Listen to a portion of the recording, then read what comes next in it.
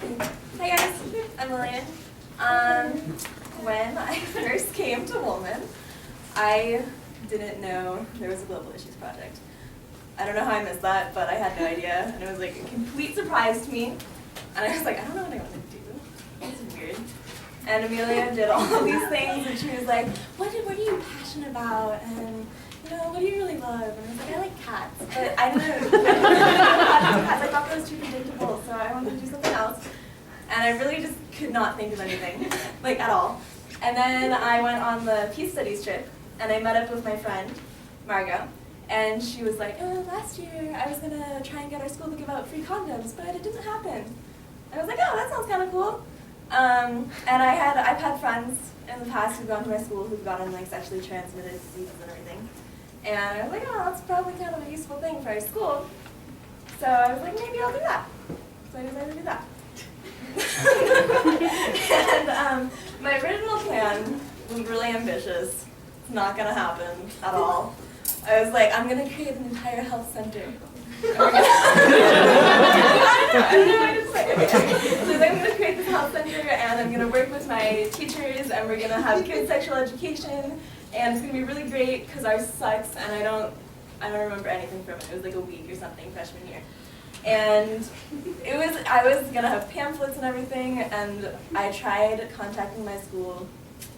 They weren't too great. They didn't really respond to me, but whatever.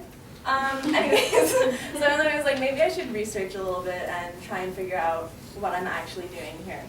So I was like, I'm going to research teens on sexual behavior. And what was really interesting, which was really surprising to me, was apparently a lot of risky sexual behavior in teens has gone down since the 90s. It like went down in the 90s and then kind of like stayed the same since the early 2000s. So it could still get better. I went to the Center for Disease Control, and 40% of sexually active teenagers didn't use a condom the last time they had sex, which was like, this is statistics from 2011. And 12% didn't use any method to prevent pregnancy. In 2009, 15 to 29 years old were 21% of the population, but they were 39% of all HIV infections. So it's kind of a little bit too much. And people aged 15 to 24 are more likely to get STDs in general, just like at all. There was a whole list. I was going to talk about all of them, and then I was like, that's way too much. So I decided not to do that. But condoms prevent against STDs, and they are 82% effective in preventing pregnancy. And it would be really helpful for schools to give out free condoms, because a lot of people aren't going to go to the store and buy condoms. And only 5% of schools in the US give out free condoms, so it could get better. And I was thinking about, like, I wanted to find out what people thought about this, like why people don't want condoms in schools or why they do. So I went to ask.com. Not ask.com, I went to debate.org. That was a different project. I went to ask.com. And 74% of people said that there should be condoms in schools. And most of them seemed like pretty good reasons to me, like the reasons I already talked about.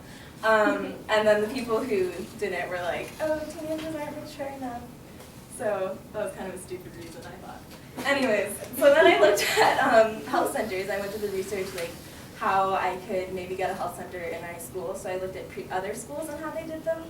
And they were kind of, a lot of schools don't have health centers, so it was kind of hard to find that.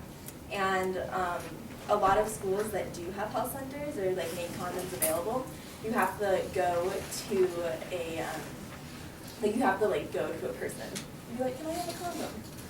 A lot of people aren't going to do that. So I didn't think that was a very good idea. Anyways, but I had a lot of problems contacting my school to get like this idea going. And I decided that I was just going to come up with an idea, and then when I go home, I'm going to talk to my school. And I think they're going to be more receptive to that because they kind of do better when you're actually at school and you're talking to them. They don't really like, I don't know, they don't respond to my emails. So, anyways, but when I'm there, they usually like are really helpful. And my health teacher is a sweetheart. He's totally into everything.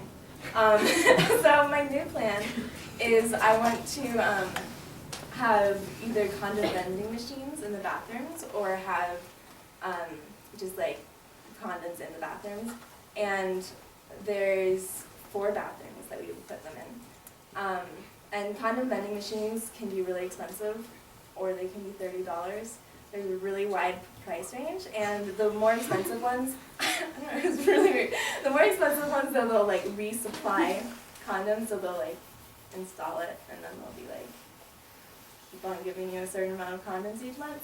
So it depends on what my school says about price and all of that stuff. But yeah, that is my project. Right.